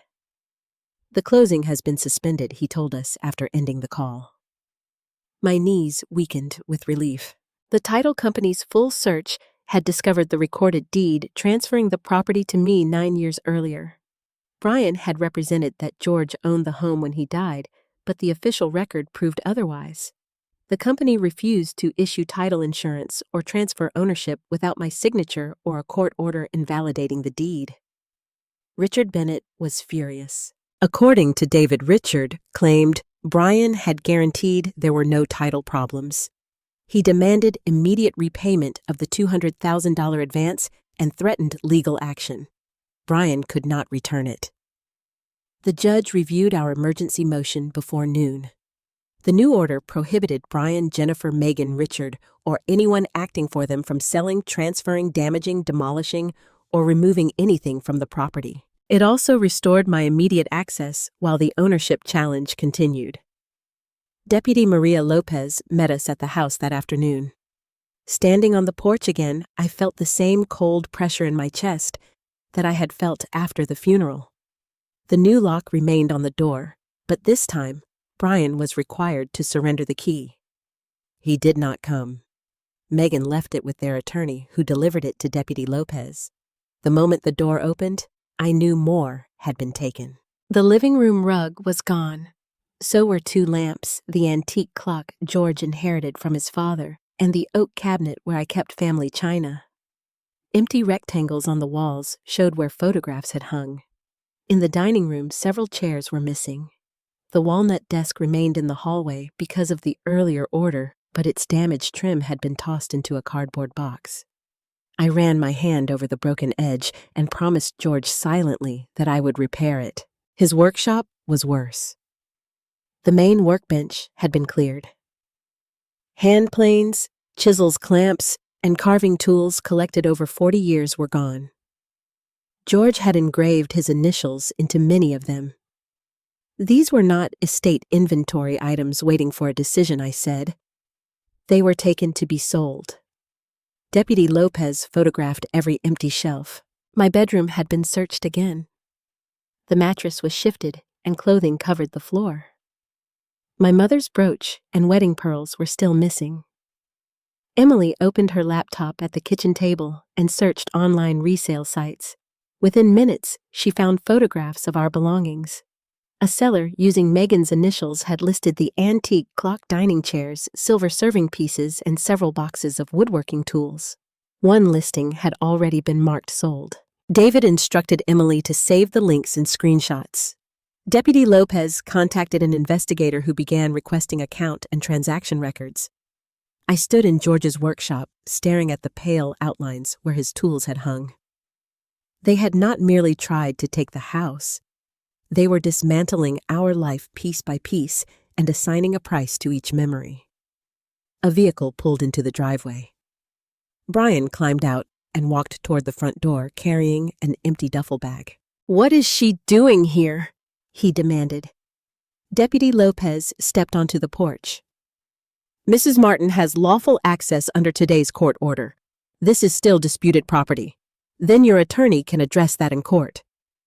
Brian tried to walk past her. I moved into the doorway. "You cannot come in." His eyes widened. "My belongings are inside. You may collect clearly personal items during a scheduled supervised visit.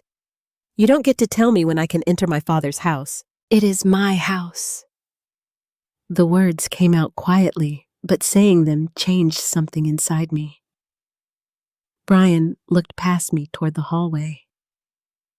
For a moment, I saw the exact scene from the funeral in reverse. He stood outside while I controlled the door. I could have reminded him how it felt. I could have pointed to the spot where Jennifer placed my suitcases. Instead, I said, "David will arrange a time. Make a list of what belongs to you." Brian laughed bitterly. "You're enjoying this." "No, that is the difference between us." His expression twisted. "You're heartless. Dad has been dead for 2 weeks and you're tearing the family apart. You changed the locks before he was buried. I was protecting the estate. You were protecting a sale you had no right to make." Richard Bennett's black SUV stopped at the curb before Brian could answer. Richard stepped out holding a stack of papers. He did not approach me. He confronted Brian in the driveway. "You guaranteed clear title," Richard shouted. "You took my money." Brian glanced toward Deputy Lopez and lowered his voice, but Richard did not. "You have 24 hours to explain where the deposit went. I told you the deed is being challenged. You told me the deed didn't exist." That sentence confirmed Richard knew less than Brian had claimed, though it did not excuse his reckless attempt to close the sale. Brian left without entering the house. That evening, I hired a licensed locksmith and changed the locks again. This time, the keys were placed in my hands. The victory felt smaller than I expected. I had regained access, but every room held evidence of what my children had done. I could not yet sleep there, so I returned to Susan's house. The next morning, David called with unexpected news.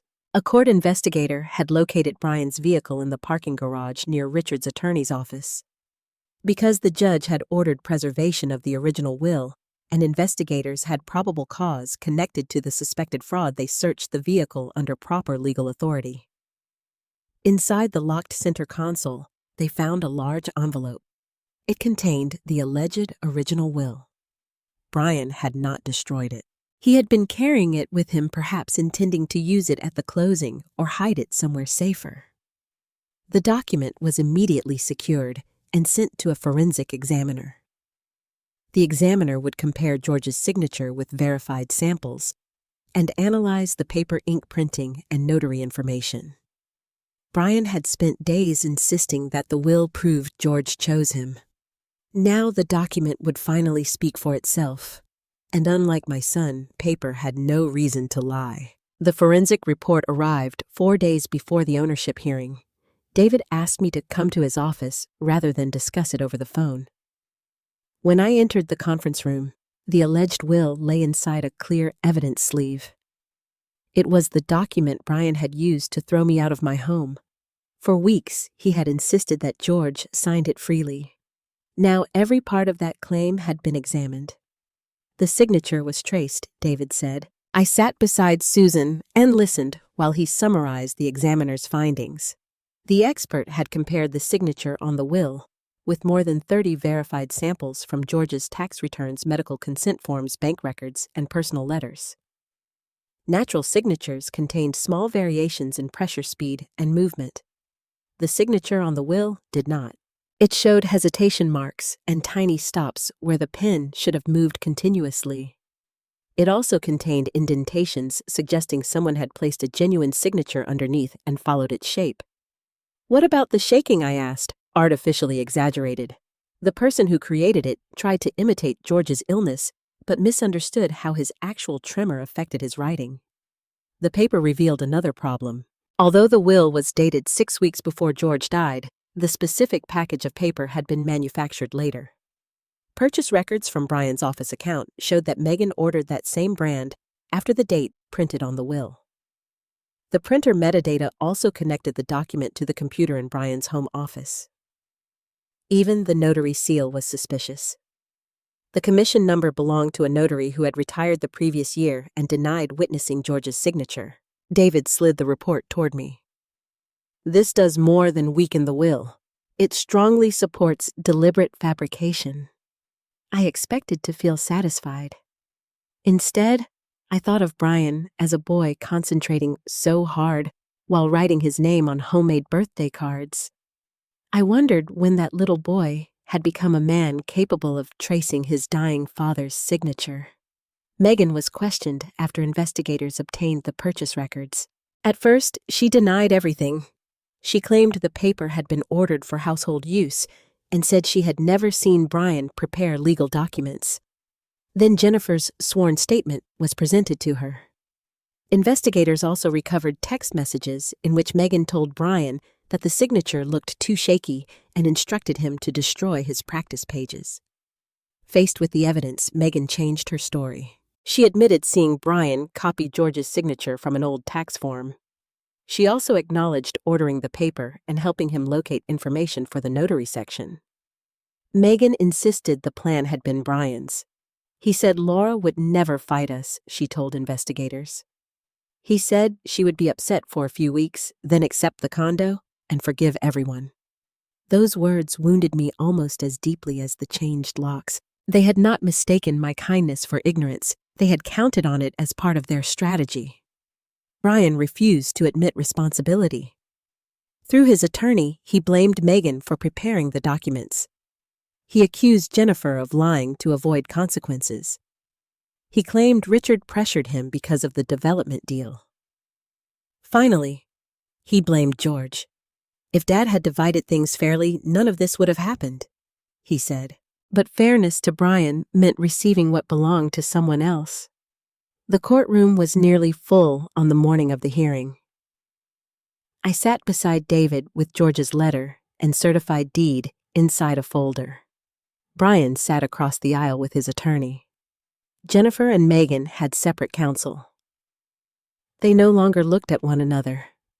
Patricia Reynolds testified first. She explained that George had contacted her 9 years earlier and requested a transfer of his complete ownership interest to me. He attended the appointment alone, brought relevant financial records, and clearly understood that I would become the sole owner. Did Laura Martin ask you to prepare the deed? David asked. No. Was she present when George signed it? No. Did George appear confused, pressured, or afraid of his wife? Patricia's answer was immediate. Not at all. He spoke of Mrs. Martin with gratitude and affection. The county recorder then authenticated the official filing. The deed had been accepted and recorded 3 days after George signed it. The certified copy, hidden inside the walnut desk, matched the county's permanent record. My bank statements and receipts were introduced next. They showed the inheritance funds I used to save the house from foreclosure and pay for repairs. Then the court viewed part of George's video. His face appeared on a large screen at the front of the room. No one pressured me, he said. Laura did not know I had done it. This was my decision. I kept my eyes on George instead of Brian. Medical records from the time of the recording confirmed that George was mentally alert. A digital specialist authenticated the file and found no evidence of editing. David also submitted the family group messages. The judge read Brian's statement that they needed me removed before the title company looked too deeply. Brian's attorney argued that George might have intended the deed only as temporary protection. He suggested George still wished the children to receive the property after his death. The judge asked a simple question. Whereas any valid document transferring the property back to George, there was none. The forged will could not transfer a house George did not own, and it could not prove a later change of intention. After a short recess, the judge returned with her ruling. The recorded deed was valid. George had signed it voluntarily while legally competent. There was no evidence that I influenced the transaction. The house had belonged solely to me for 9 years and had never entered George's estate after his death. Richard's purchase agreement with Brian was invalid. Brian, Jennifer, and Megan were ordered to provide a full accounting of every item removed from the property. They would be required to return what remained and compensate me for anything sold or damaged. The evidence concerning the forged, the developer's deposit, and the attempted sale was referred to the appropriate authorities for further action. I had won. Yet when the judge finished speaking, I did not feel triumphant. I felt George's absence more sharply than ever. If my husband had been alive, none of us would have been sitting in that courtroom. If my children had chosen honesty, the hidden deed could have remained inside the walnut desk forever. Outside the courthouse, reporters approached because the attempted property sale had attracted local attention. David guided me past them without comment. Brian followed us down the stone steps. "Mom," I stopped, but did not turn immediately. When I finally faced him, he looked frightened rather than angry. His attorney stood several feet behind him, warning him not to speak. Brian ignored the warning. "You got the house," he said. "You proved your point." This was never about proving a point. You heard what the judge said. They're referring everything for investigation. Richard is suing me. Megan is blaming me. Jennifer has destroyed our family. You made those choices. His eyes filled with tears. I had seen Brian cry only a few times in his adult life. My body responded before my mind did. Every maternal instinct urged me to comfort him. Then he asked the question I knew was coming. "Are you really going to cooperate with them? Are you going to let these people destroy your son's life?" For a moment, I saw the boy he had once been. But behind that memory, I also saw George's damaged desk, my belongings on the porch, and Brian practicing his father's dying signature. I loved my son. What I no longer knew was whether loving him meant saving him or finally allowing the truth to reach him. Brian followed me to the edge of the courthouse steps. "Mom, please." David quietly asked whether I wanted him to intervene. I shook my head. For once, I needed to answer my son without a lawyer speaking between us. Brian looked exhausted.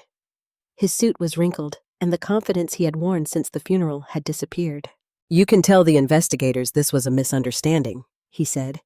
"You can say you don't want charges." It was not a misunderstanding. I made a mistake. A mistake is forgetting an appointment. You forged your father's signature, sold a house you knew might not belong to you, and locked me outside while I was grieving. His eyes moved toward the reporters near the courthouse entrance. "Can we discuss this privately? You were willing to humiliate me in front of our neighbors. That wasn't my intention." Then what was Brian rubbed both hands over his face. I was desperate. I waited. He explained again that the restaurant failure had left him with debts he could not pay. Richard's offer appeared to solve everything. Jennifer needed money. Megan wanted financial security, and the house seemed like the only valuable asset available. None of his explanation contained concern for what would happen to me. "You had the condominium offer," he said. "You would have been comfortable. You selected a place for me without asking whether I wanted to leave. You couldn't maintain that house forever. That was my decision to make." Brian's voice hardened. "If you cooperate with the investigation, I could lose my business, my marriage, everything. You were prepared for me to lose everything. I never wanted you homeless. You put my suitcases on the porch. Jennifer did that." The answer came so quickly that I almost laughed. Even now, Brian could not accept one complete sentence of responsibility. Every admission was followed by an excuse or someone else's name. Then he reached for the weapon he believed would always defeat me. Dad wouldn't want this. I felt something inside me become completely still. "Your father recorded a video because he was afraid of what you would do. He was sick. He was clear enough to understand you. He loved me." "Yes, Brian. He did. So do I." "Then help me. I will not lie for you." His face crumpled. "You're choosing strangers over your own son." "No. I am choosing the truth over another lie." Brian stared at me, and for the first time his anger disappeared long enough for honesty to emerge. "I didn't think you would fight this hard," he said. "Why?" He looked down. "Because you always forgive us." The words cut through every excuse. Brian admitted he believed grief would leave me confused and dependent. He expected me to cry protest for a few days and eventually accept whatever arrangement he offered. He had mistaken my history of protecting the family for an inability to protect myself. "I still love you," I said. "But love is not an escape door you can use whenever consequences arrive." I walked away before he could ask again. Over the following week, Jennifer returned several items she had taken from the house. She brought my silver serving pieces, 2 framed photographs, and a box of George's personal papers. She also handed me a letter. "I don't expect you to forgive me," she said. "You don't have to read it." For the first time, Jennifer did not ask me to defend her, lend her money, or explain her behavior to investigators. In the letter, she admitted that financial fear had become greed. She wrote that she knew changing the locks was wrong, but allowed Brian to convince her that I would eventually accept it. She did not call herself a victim. I appreciated that, but I was not ready to welcome her back into my life as if nothing had happened. "I'm glad you told the truth," I said. "But trust will take longer." "I understand. I hope you do." Megan's marriage to Brian collapsed quickly. She moved out of their house and agreed through her attorney to repay the money earned from selling my belongings. Several of George's tools were recovered from local buyers. The antique clock was returned after Emily contacted the purchaser and explained that it had been sold without permission. My mother's brooch and wedding pearls remained missing. Some losses could not be reversed. Emily blamed herself whenever we discovered another empty shelf. "I should have warned you the first time I heard them talking," she said, while helping me clean George's workshop. "You were trying to understand what the adults around you were doing. I waited too long. The responsibility belongs to the people who made the plan, not the young woman who was frightened by it." She looked toward the doorway where Brian had once taught her how to use a measuring tape. "He's still my dad, I know. Is it wrong that I miss him? No. Missing someone does not mean approving of what they did." That answer was as much for me as it was for her. Susan helped me move back into the house. The first night was painful. Every creak reminded me of George, and every damaged drawer reminded me of the children. But the house was mine, and I refused to let their betrayal chase me from it. I hired a furniture restorer named Thomas Reed to repair the walnut desk. He carefully replaced the broken trim and rebuilt the secret mechanism. "There will still be a small mark here," he said, pointing to the place Megan's screwdriver had split the wood. "I can conceal it with darker stain. Leave it visible." He looked surprised. "I want to remember that damaged things can still remain strong."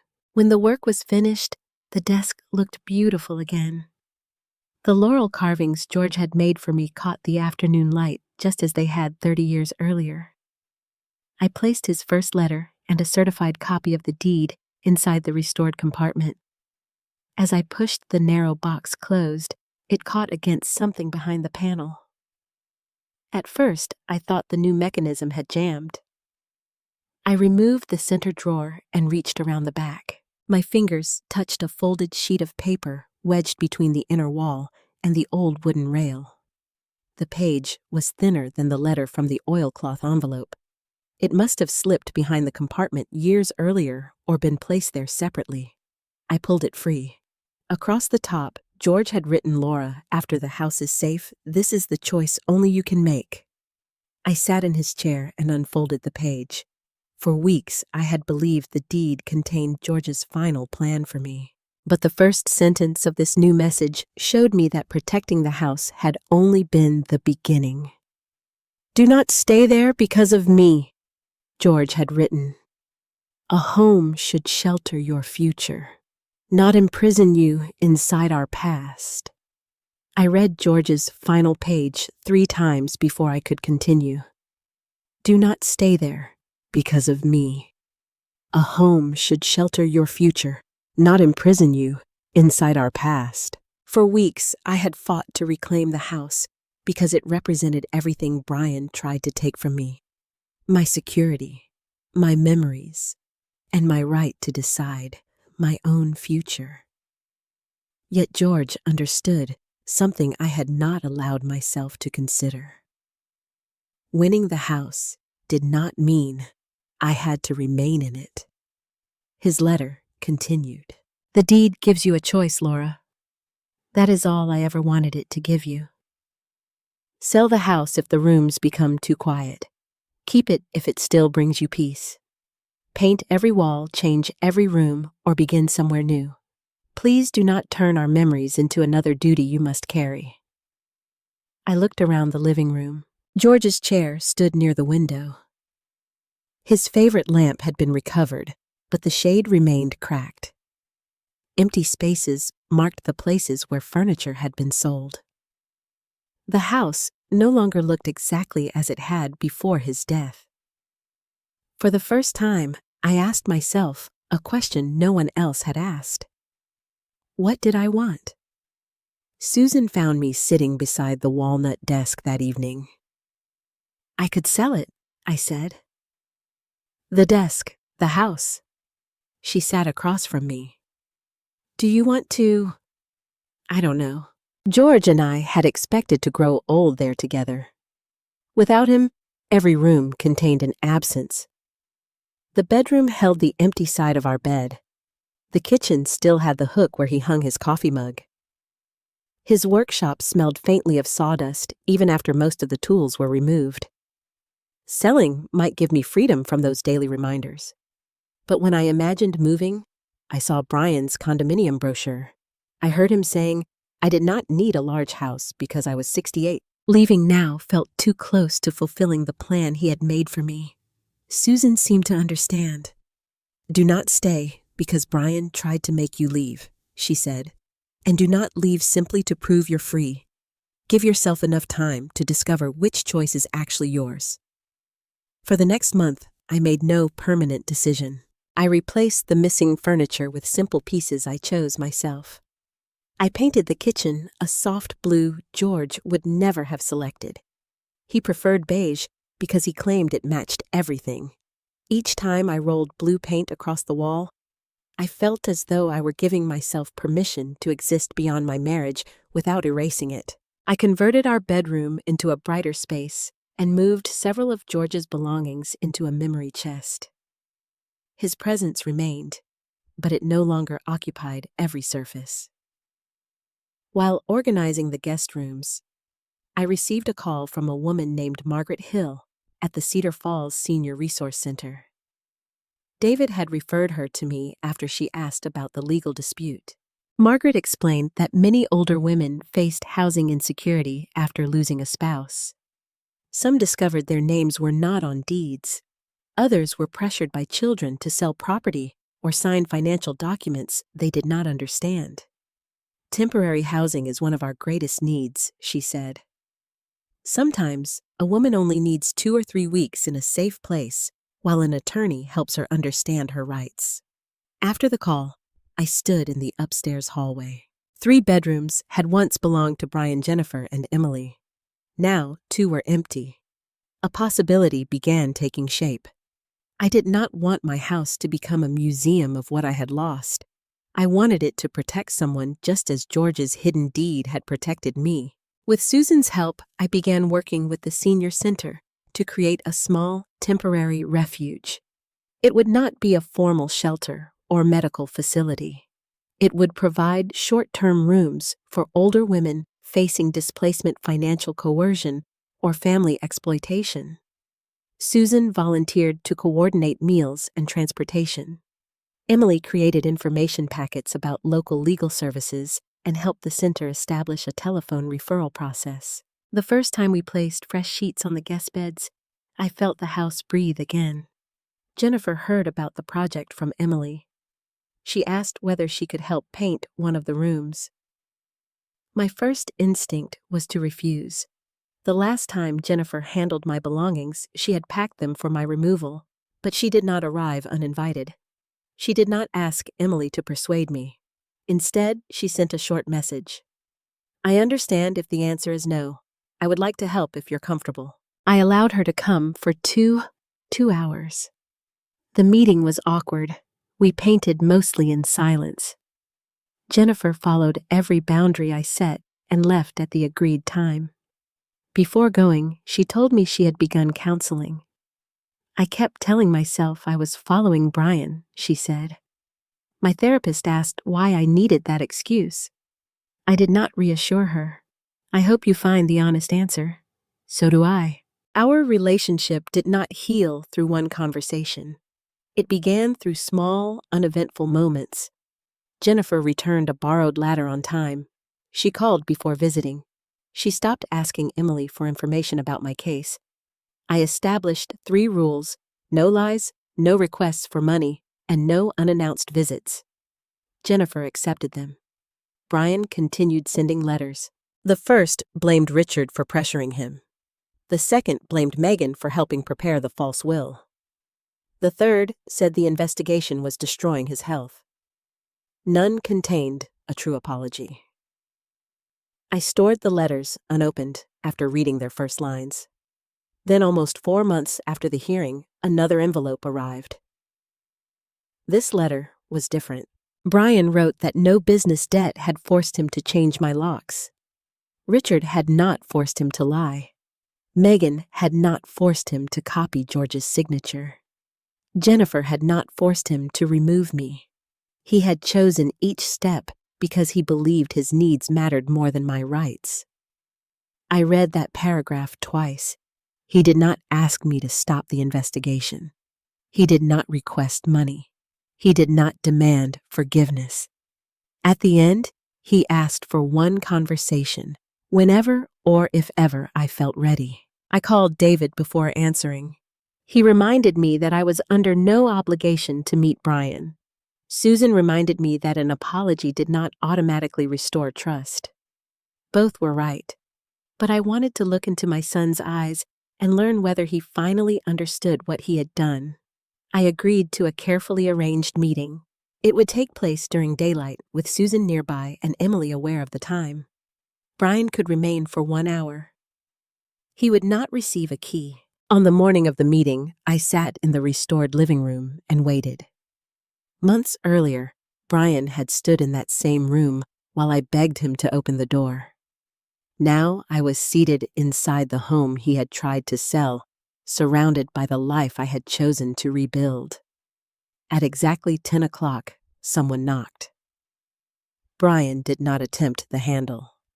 He waited outside until I decided whether to let him in. I opened the door, but only halfway. Brian stood on the porch with his hands visible at his sides. He had lost weight. His jacket hung loosely from his shoulders, and gray had appeared around his temples. For a moment, neither of us spoke. The last time we had stood on opposite sides of that door, I had been holding a useless key while Brian told me the house no longer belonged to me. Now the new key rested safely in my pocket. "You may come in," I said. Brian waited for me to step aside before crossing the threshold. It was a small act, but I noticed it. Months earlier, he would have walked past me as though my permission did not matter. He looked around the restored living room. The walls were brighter. The recovered clock stood on a new cabinet. Photographs of George had been returned, but they no longer covered every surface. The walnut desk stood beneath the window, its repaired wood glowing in the morning light. "I'm glad you kept the desk," Brian said. "I kept the scar too." He saw the visible mark near the damaged panel and lowered his eyes. Susan was in the kitchen, close enough to hear if I needed her, but far enough away to give us privacy. I had placed 2 chairs opposite each other. There would be no family meal, no casual coffee, and no performance of normality. Brian sat only after I did. "I don't expect you to forgive me today," he began. "That is good, because I cannot promise it." He nodded. The investigation had continued. Brian faced legal consequences connected to the forged will and the money he accepted from Richard. His restaurant business was closing, and Richard's company had filed a civil claim to recover the deposit. Megan had formally separated from him. Brian did not ask me to intervene. "I spent months telling myself that I was desperate," he said. "But desperation didn't make the decisions." "I did." I remained silent. "I knew Dad had done something to protect you. I didn't know exactly what, but I suspected the house might not belong to his estate. I convinced myself that if I moved quickly enough, the sale would be finished before anyone checked." "And where did you expect me to go?" "The condo." "That was not what I asked." Brian's mouth tightened. "I didn't care enough to ask where you wanted to go." The honesty hurt, but it was the first honest answer he had given me. "I thought you would be upset," he continued. "I thought you might refuse at first, but you always found a way to forgive Jennifer and me. I believed you would eventually accept whatever we decided. You treated my love as permission." "Yes." He looked toward George's photograph. "I copied Dad's signature. I told myself it was only paperwork because I believed the house should come to us eventually. But I knew he had refused. I knew what I was doing." Tears filled his eyes. "I am ashamed." Part of me wanted to move beside him. Another part remembered the courtroom, the empty jewelry case, and the curtains closing while I stood outside. Both feelings were real. "I love you, Brian," I said. "But love cannot return us to the day before the funeral." "I understand. Do you?" "I'm beginning to." I told him forgiveness might come slowly in pieces. It would not erase the legal consequences, restore instant trust, or give him access to my finances or property. He would not receive a key. He could not arrive without calling. He could never again ask me to prove my love by rescuing him from his own choices. Brian listened without arguing. I accept that he said. That did not mean trust had returned. It meant for the first time he respected a boundary without trying to break it. Our hour ended quietly. At the front door, Brian paused. "May I come back someday if your actions continue to match your apology? We can arrange another visit." He nodded and stepped outside. I closed the door gently. There was no dramatic embrace, no promise that everything would become what it had been. Some relationships heal through patience, not a single emotional moment. Jennifer understood that too. She continued counseling and visited only when invited. She helped at the house without treating her volunteer work as payment for forgiveness. Sometimes our conversations remained awkward, but they were honest. Emily returned to college and visited every weekend she could. She helped me organize George's letters and catalog the tools we recovered. The missing pearls were never found, but my mother's brooch was eventually returned by a woman who had purchased it online. I thanked her and placed the brooch inside the walnut desk beside George's letter. The temporary refuge opened in early autumn. Our first guest was a 71-year-old widow named Carol. Her nephew had pressured her to sign financial papers she did not understand, then threatened to remove her from the apartment she had paid for. Carol arrived carrying one suitcase and apologizing for being a burden. I recognized that frightened look. "You are not a burden," I told her. "You are here until you understand your choices." David connected her with an attorney. Susan helped her arrange appointments, and Emily showed her how to save important documents electronically. 3 weeks later, Carol returned safely to her apartment with legal protections in place. Watching her carry her suitcase out through my front door felt different from watching Jennifer place mine on the porch. My humiliation had become shelter for someone else. On the first anniversary of George's death, I sat alone at the walnut desk. I read his letters again.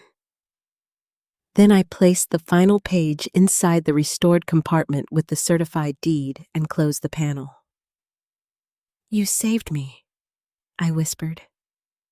But as soon as I said it, I realized that was not the entire truth. George's deed saved the house. His video exposed the lie. His letters reminded me that love should never demand my surrender. But I was the one who opened the envelope. I was the one who walked into the courtroom. I was the one who learned to say no. The hidden deed protected my property. Finding my voice protected my life. That afternoon, Susan, Emily, Jennifer, and 2 women from the senior center arrived for a small memorial dinner. Brian did not attend. He had not yet earned a place in every family gathering, and for once, I did not feel guilty about that boundary. When the doorbell rang, I walked through the hallway with the new key in my pocket. 1 year earlier, I had stood outside that same door and begged my children to let me enter. Now, I stood inside a home filled with people who respected me. I opened the door because I chose to, and that, more than any deed, was what made the house truly mine. Laura's story teaches us that kindness is not weakness, grief is not incompetence, and age does not erase a person's right to control their own life. For many years, Laura believed keeping peace was part of being a good mother. She forgave canceled visits, overlooked cruel remarks, and placed her children's needs before her own. Brian did not misunderstand her kindness. He deliberately relied on it. He believed she would surrender because she had always protected the family from conflict. But forgiveness and permission are not the same thing. We can love someone while refusing to lie for them. We can hope they change while allowing them to face the consequences of their actions. We can open our hearts without handing over the keys to our homes, our money, or our dignity. Laura also learned that important legal and financial documents should never be ignored. Every adult, especially later in life, deserves to know whose name appears on the deed where essential papers are stored and who has authority over major decisions. Asking questions is not distrustful. It is responsible. Most importantly, Laura's victory was not simply keeping the house. Her true victory was recovering her voice. She stopped allowing other people to decide what she needed, where she should live, and how much betrayal she was expected to forgive. She did not choose revenge. She created boundaries, accepted honest change when it appeared, and transformed her pain into protection for other women. What would you have done in Laura's place? Do you think she was right not to give Brian another key, even after his apology? Share your opinion in the comments. Your experience may help someone who is facing a similar situation. If this story touched your heart, Please like the video and subscribe for more emotional stories about family, courage, justice, and healing.